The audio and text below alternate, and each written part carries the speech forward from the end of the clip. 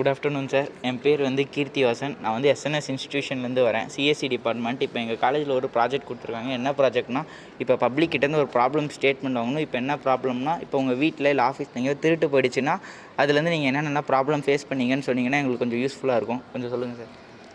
வீட்டில் சேர்த்து வைக்கிறாங்க, பசங்களை படிக்க வைக்கிறதுக்காக, பொண்ணு கல்யாணத்துக்காக நகை சேர்த்து வைக்கிறாங்க. இதை அக்கம் பக்கத்தில் யாரோ ஒரு திருடனை மூலம் வச்சு இது பண்ணி வச்சு இப்போ போயிடுது, வீட்டை பூட்டிகிட்டு போயிடுறாங்க. ஏன்னா ஒரு ப்ராக்டிக்கலாக ஒரு வீட்டில் நடந்தது. நம்ம வீட்டுக்கு பக்கத்தில் எங்கள் வீட்டு பக்கத்தில் அவங்க என்ன பண்ணிட்டாங்க, வீட்டை பூட்டிகிட்டு போய் ஒரு 30 பவுன் நகையை வச்சுட்டு பூட்டிகிட்டு போயிட்டாங்க. அந்த பொண்ணு மேரேஜுக்காக வச்சுருந்தாங்க. ஆனால் பொண்ணு மேரேஜ் ஆனால் தெரிஞ்சவன் என்ன பண்ணிட்டான், பக்கத்தில் இவங்க கடையை வாடகை அக்கம் பக்கம் ஏன்னா வெளியே போகிறது அவங்களுக்கு தான் தெரிஞ்சது. எப்படியோ தெரிஞ்சு போச்சு. அந்த கல்யாணம் நின்றுச்சு. அந்த ஃபேமிலியில் இருக்கிற நிலைமையை சிச்சுவேஷன் பண்ணி பாருங்க. சொல்லுவாங்க, பணம் நகை இதெல்லாம் போயிடுச்சு. அந்த படித்த அந்த சர்டிஃபிகேட்டெல்லாம் கிழிச்சு போட்டுட்டாங்க. அவன் படித்த பிஇ ஸ்டூடெண்ட்ஸ் படித்த சர்டிஃபிகேட்டு அவன் கிழிச்சிட்டாங்க. அவன் நிலைமை கொஞ்சம் யோசனை பண்ணிப்பார். புரிஞ்சுதா?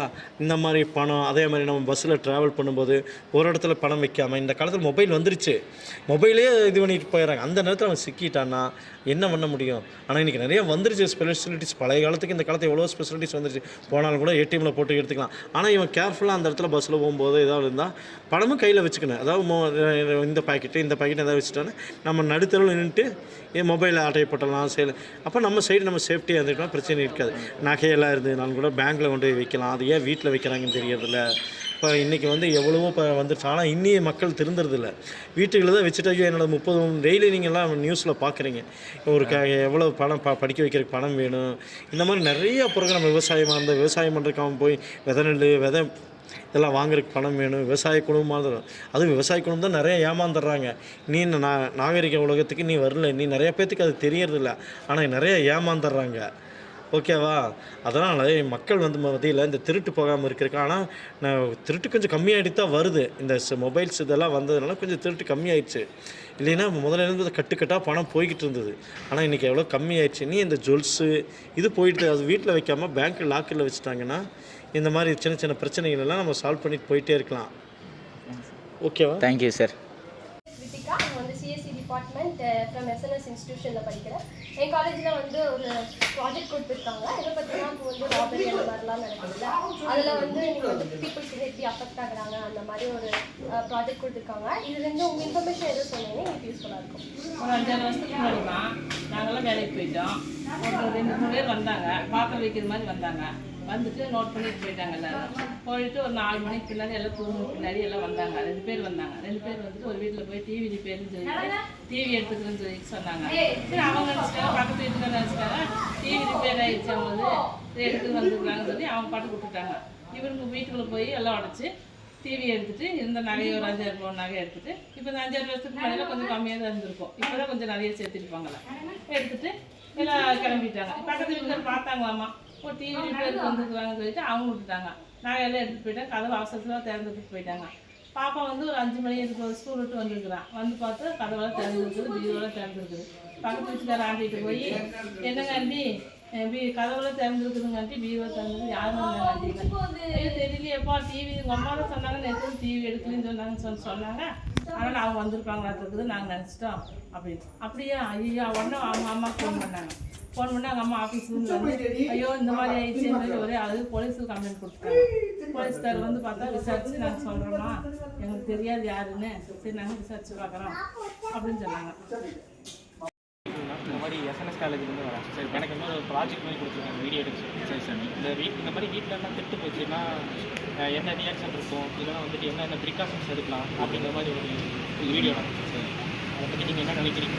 நம்ம என்னன்னா திருட்டு போகிற பொருள் பத்திரமா வச்சுக்கணும். ஏன்னா சாவி யாருக்கும் தெரியாமல் இருக்கணும். நம்ம வெளியே போகும்போதுமா வெளியே சத்தம் போட்டு சொல்லக்கூடாது. சாவி இருக்குது, பணம் இருக்குது, இதெல்லாம் வெளியே சொல்லவே கூடாது. மெயினாக நம்ம ப்ராப்பர்ட்டி என்ன இருக்குதுன்னு வெளியே யாரும் தெரியக்கூடாது. அதே மாதிரி வெளியே போகும்போது நான் இங்கே தான் போகிறாங்க வெளியே சொல்லக்கூடாது. ஏன்னா பக்கத்தில் போவோம், தூரமாக போவோம். ஒரு சிலர் கேட்பாங்க, சரி பக்கத்தில் ஒன்று சீக்கிரம் வந்துடுவோம், கொஞ்சம் தூரமாக போனால் சாயங்காலம் வரைக்கும் இருப்பாங்கன்னு சொல்லிட்டு அதை வச்சு திருட்டு நடத்துறதுக்கு வாய்ப்பும் இருக்குது. புரியுதா? அதனால் வெளியே போகிறதே வெளியே கேட்டால் பக்கத்தில் தான் போகிறோம், பக்கத்தில் வந்துடுவோம். தூரமாக போனாலுமே பக்கத்தில் தான் போகிறோம்னு சொன்னால் வேலை முடியுது. நம்ம இங்கே பொள்ளாச்சி போகிறோம், பள்ளி போகிறோம், காலையில் ஒன்றும். என் பேர் கீர்த்தனா, எஸ்என்எஸ் இன்ஸ்டியூட்லேருந்து வரேன். எங்கள் காலேஜில் ஒரு ப்ராப்ளம் கொடுத்துருக்காங்க. ராபரி நடக்கும்போது அதனால் மக்கள்லாம் வந்துட்டு எவ்வளோ ப்ராப்ளம்ஸை ஃபேஸ் பண்ணுறாங்கன்னு அதை பற்றி உங்களோட கருத்து. மக்கள் வந்து திருட்டு போயிடுச்சு அப்படிங்கிற அச்சத்தில் இருப்பாங்க. இன்னொன்று வந்து சரி அது எப்படி திருட்டு போச்சு, எந்த இதில் ஆச்சு நாமளே போய் கண்டுபிடிக்கலாம், அவனை எந்த ஊருக்காரன் என்ன ஏதுங்கிறது பார்க்கலாம் அப்படிங்கிறது ஒன்று இருக்குது. 2 இருக்குது. அதில் வந்து முதல் விதம் பார்த்தோம்னா சரி பார்த்துக்கலாம், அவங்க நம்ம தாக்கிடுவானோ, நம்ம எங்கே வெளியே குழந்தை குட்டியோட கோயிலுக்கு போயிட்டு வரும்போது கொலை பண்ணிடுவானோ அப்படிங்கிற பயம் ஒன்று இருக்குது. போலீஸில் கம்ப்ளைண்ட் கொடுத்தா கொலை பண்ணிடுவாங்க பயம் ஒன்று. 2வது வந்து என்னென்னா அது என்ன வேணாலும் பரவாயில்ல, நம்ம பார்த்துக்கலாம், நம்மளுக்கு திருட்டு போன பொருள் நமக்கு கிடைக்கும் அப்படிங்கிற ஒரு விதத்தில் பார்த்துக்கலாம். மக்கள் வந்து அந்த இடத்துல வந்து அச்சமடையாமல் மன தைரியத்தோடு இருந்தோம்னா அந்த இடத்துல திருடன்னு நம்ம பிடிக்கலாம்.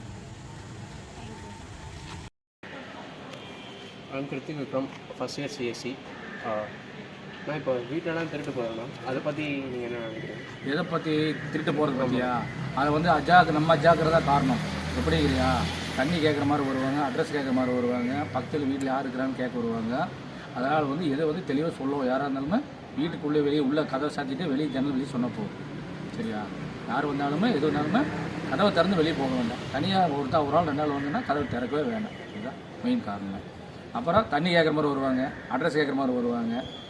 அப்புறம் சரி இந்த மாதிரி பக்கத்து வீட்டில் தெரிஞ்சவங்களாம் இருக்குவாங்க, ஃபோன் பண்ணுவாங்க, சொந்தக்கார மாதிரி பண்ணுவாங்க. அதெல்லாம் தப்பு. சாவி வைக்கிறது பிடிக்கிறது வந்து வீட்டுக்காரருக்கு மட்டும்தான் தெரியணும், வெளியே யாரும் தெரியும். ஓகே. மேம், என் பேர் லோகனா லக்ஷ்மி. நாங்கள் எஸ்என்எஸ் இன்ஸ்டியூஷன்லேருந்து வரோம் மேம். எங்கள் சிஎஸ்சி டிபார்ட்மெண்ட்லேருந்து வரோம். எங்களுக்கு இந்த மாதிரி ஒரு ப்ராஜெக்ட் கொடுத்துருக்காங்க மேம். எங்கள் ப்ராப்ளம் ஸ்டேட்மெண்ட் என்னென்னா, இப்போ உங்கள் வீட்டில் திருட்டு நடந்துருச்சு அப்படின்னா உங்களோட மென்டல் ஸ்டேட் எப்படி இருக்கும், நீங்கள் எப்படி அஃபெக்ட் ஆகிருப்பீங்க மேம், அதை பற்றி எங்களுக்கு கொஞ்சம் எக்ஸ்பிளைன் பண்ணுங்கள். திருட்டு நடந்தது அப்படின்னா நாங்கள் இல்லாதப்போ நடக்கிறதா? இல்லாதப்போ அப்படின்னா இப்போ எல்லாம் அந்த காலத்துலலாம் வந்து எல்லாமே வந்து நம்ம பீரோவில் வச்சுருப்போம்.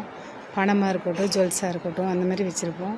இப்போல்லாம் தான் எல்லாமே டெக்னாலஜி இதாகிடுச்சுல்ல, அதனால் எல்லாமே வந்து நம்ம கூகுள் பே அந்த மாதிரி பேங்க்கில் தான் அமௌண்ட்டு, ஜுவல்ஸ் இருந்தாலும் எல்லாமே நம்ம லாக்கரில் வச்சிடுறோம். வீட்டில் வேறு எதுவும் இருக்காது. வர்றவன் ஏதோ இருக்கிற எலக்ட்ரிக்கல் ஐட்டம்ஸ் அந்த மாதிரி ஏதாவது காஸ்ட்லியாக இருந்தால் எடுத்துகிட்டு போனால் அப்படின்னா பரவாயில்ல அப்படின்னு மனசு ஒரு திருப்தியாக இருக்கும். இருந்தாலும் ஐயோ இதையும் எடுத்துகிட்டு போயிட்டானே அப்படிங்கிற மாதிரி ஒரு இது இருக்கும். நிறைய டெக்னாலஜி வந்திருக்கிறதுனால நம்மளுக்கு இது எல்லாமே ஒரு சேஃப்டியான ஒரு இது தானே. அதனால் அமௌண்ட்டாக இருந்தால் நம்ம பேங்க்கில் போட்டுறோம், ஜுவல்ஸாக இருந்தால் லாக்கரில் வச்சிடணும். காஸ்ட்லி அப்படின்னு பார்த்தா அதுதான் எடுக்கிறாங்க. மற்றது இந்த மாதிரி எடுத்துகிட்டு போனால் சரி பரவாயில்ல இதோட போயிடுச்சு அப்படிங்கிற மாதிரி. நம்ம இனிமேல் கேர்ஃபுல்லாக இருந்துக்கணும் அப்படின்னு. இனி நம்ம இருந்துக்கணும். இதுவும் நடக்கக்கூடாது. அதுக்கு என்ன சேஃப்டி பண்ணுமோ அந்த மாதிரி பண்ணிக்கலாம். Okay, thank you.